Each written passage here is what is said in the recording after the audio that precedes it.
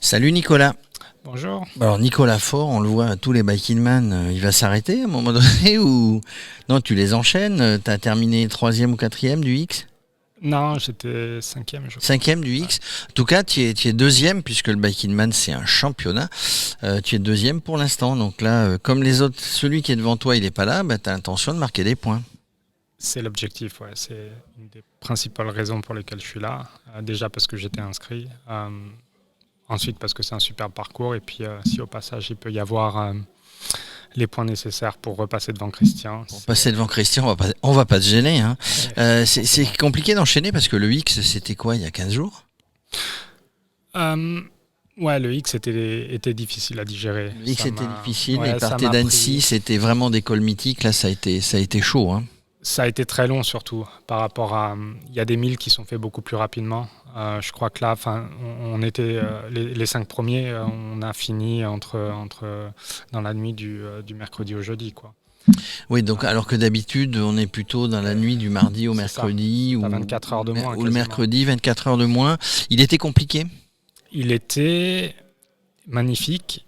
Il n'était pas compliqué dans le sens où c'était très clair dès le départ, il n'y avait pas de surprise. Tu savais que tu allais monter, tu savais que tu allais descendre. Il était compliqué parce qu'il n'y avait pas de transition, il n'y avait pas de phase de repos. Tu n'arrêtais jamais de grimper et il y avait aussi des gros pourcentages et des géants qui étaient placés sur la fin de parcours. Donc quand tu es fatigué...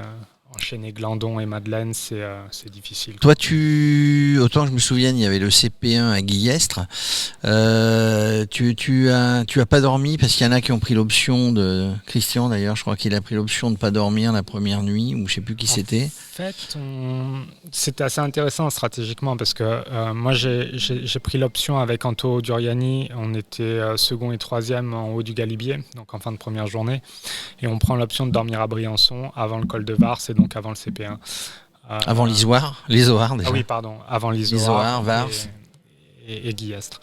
Et c'était une bonne option parce que ça nous a permis de nous régénérer et de faire une grosse deuxième journée. Moi, l'erreur que j'ai fait, c'est de dormir un peu trop, de prendre trop mon temps au petit déjeuner à l'hôtel, etc.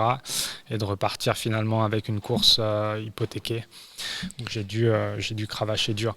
Mais je pense que c'était la bonne approche parce que compte tenu de la difficulté du parcours. Tu es en train de nous dire que bon, il faut du physique, il faut du mental, il faut la mécanique, il faut un peu de chance. Ouais. Mais il faut aussi beaucoup de tactique. Ça se réfléchit une compète. En l'occurrence, c'était très tactique. Je pense que la tactique qu'on met en place avec Anthony, on en discute un peu sur le vélo, parce qu'on est ensemble à un moment donné après le Galibier. Et je pense que c'est la bonne, parce que ça nous a permis de bien rouler derrière. Maintenant, il faut être ultra efficace dans la mise en place de ta tactique. C'est-à-dire que si tu vas à l'hôtel, si tu prends la décision d'aller à l'hôtel et de dormir, il faut maximiser le temps que tu passes. Il faut être très strict en disant dans les horaires qu'on se fixe, ouais. Et de dire si je dors 4 heures, c'est 4 heures, c'est pas 4h30. Et moi en tout cas, ce que j'ai fait, c'est tu prends ta douche, tu prends le temps de regarder les réseaux sociaux, t'appelles ta femme, ouais. Et donc en fait tu perds du temps, tu dors pas, donc c'est pas très. Donc forcément tu récupères pas, tu ouais. Perds du temps, c'est jamais une perte de temps d'appeler sa femme, hein. C'est pas ce qu'on veut dire, hein. Mais parce que les proches ça soutient aussi, hein. Ils sont là, etc. Entre deux Biking Man, comment on gère ça justement? C'est une course contre la montre. Moi, à partir du moment où je mets le pied à terre à l'arrivée, c'est le mental est directement focalisé sur la récupération. Donc c'est immédiatement dans les 45 minutes qui suivent la fin de la course que je me projette. Tu es déjà sur un sportif de haut niveau en gros.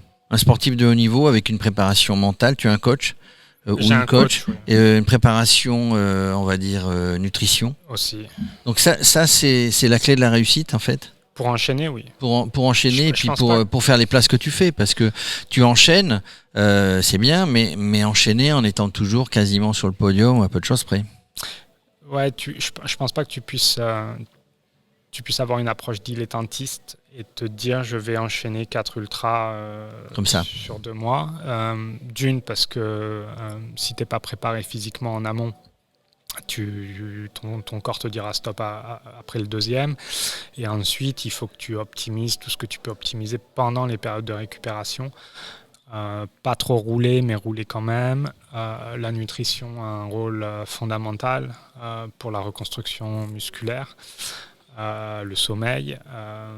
En gros, une compète comme celle-ci, elle se gagne entre deux. Elle se gagne en préparation sur des tas de petits détails qui sont hyper importants. Je pense que la nutrition, le sommeil et puis tout le travail que tu vas faire de renforcement, de gainage, d'étirement, les passages réguliers chez l'ostéo, là entre le X et ici, j'ai dû passer 2 fois entre les mains de mon ostéo pour régler... Pour recaler la mécanique, on va dire, la tienne. Délier des problèmes à la jambe gauche plutôt qu'à la jambe droite, le mollet qui déconne. Donc c'est jamais grand-chose, mais voilà, ça reste des détails. Et je pense que c'est ce qui fait... pas forcément la différence, mais c'est ce qui te permet d'enchaîner tout ça. Au niveau mécanique, toujours le même vélo, quelques petits détails différents sur... Pas mal de réglages qui ont changé en fonction de et le X. Parce que en fonction de la typologie du parcours. Non. Ou par rapport à toi, ce que tu as remarqué, ton ressenti sur le vélo. Ouais, c'est que la France m'a fait prendre conscience qu'il y avait des choses à changer au niveau de mes réglages de chaussures. J'avais des douleurs au genou, donc on a essayé d'adresser ce problème pour le X. Donc je suis arrivé au X avec une nouvelle selle, avec des réglages complètement différents. Donc c'était un gros risque. C'est un risque à payer parce que j'ai pas souffert pendant le X. Donc malheureusement ou heureusement, on fait aussi des réglages au fil de l'eau. Alors, tu as eu un problème mécanique, je ne sais plus sur lequel, c'était une roue, un pneu, c'était sur le France. Hein. Tu as pu finir ? Et non, j'abandonne à 580, je crois. Oui, parce que le pneu a explosé. Ouais, et puis parce que je crois que à ce moment-là, c'était aussi la goutte d'eau. J'avais des problèmes au genou depuis le départ de la course, donc je pense que bon. Donc on bâche et on dit, on se prépare pour le suivant déjà. Ouais, c'est ça. C'est bon, allez. Oh ben voilà, hein, ceux qui ont de l'ambition, ceux qui n'ont jamais fait de Bike in Man, rapprochez-vous de Nicolas Faure, hein, parce qu'il a l'expérience. Moi j'ai retenu préparation entre les deux, ou entre deux, ou toute l'année, mentale, nutrition, c'est là. C'est là où on gagne, hein, 365 jours sur 365, on pense aux ultra-distances qu'on va faire et on fait tout en préparation en vue de le faire, même pour pas gagner. Mais au moins pour finir. C'est ça la clé de la réussite. Tout à fait. Merci Nicolas de toute ton expérience qu'on fait partager, hein, parce que l'expérience elle se partage et je sais qu'ici il n'y a pas de gens qui gardent tout pour eux. Non, c'est une communauté. C'est une communauté, puis on redistribue tout ce qu'on a emmagasiné et ce qu'on a appris d'ailleurs. Hein, ça c'est la vie de tous les jours. On apprend de certaines personnes ou de certaines expériences et on le redistribue en fait tout ce qu'on a appris. C'est l'expérience de la vie. Il ne faut pas être égoïste. Il faut savoir donner pour recevoir. Tiens, ça c'est une bonne conclusion. Hein. Il faut savoir donner pour. Merci Nico. Merci à toi. À bientôt.